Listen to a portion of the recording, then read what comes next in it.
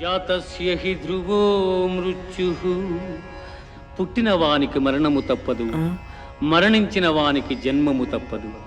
అనివార్యమగు ఈ విషయమును గురించి ఆకాశాన సూర్యుడుండడు సంధ్య వేళకే, చందమామకి రూపముండదు తెల్లవారితే, ఈ మజిలీ 3 నాళ్లే.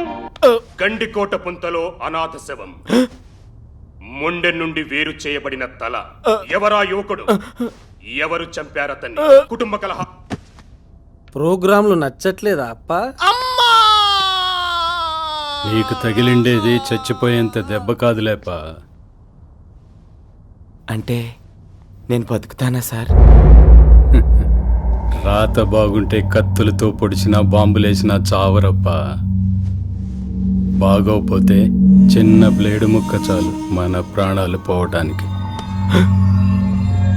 పొట్ట కూటు కోసం ఏదో పొలం అమ్ముకుందామని వచ్చానండి.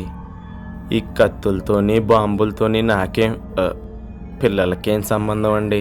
తల్లిదండ్రులు ఆస్తులు పంచుకున్నప్పుడు వాళ్ళ పాప పుణ్యాలు పంచుకోరా? ఏడ్నే ఉండారా?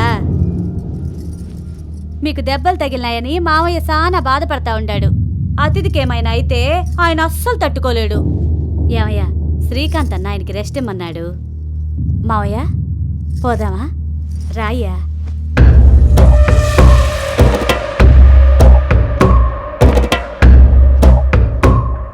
ఈ రోజు కుదరలేదప్ప. రేపు నీ పని ఖచ్చితంగా పూర్తి చేస్తాను.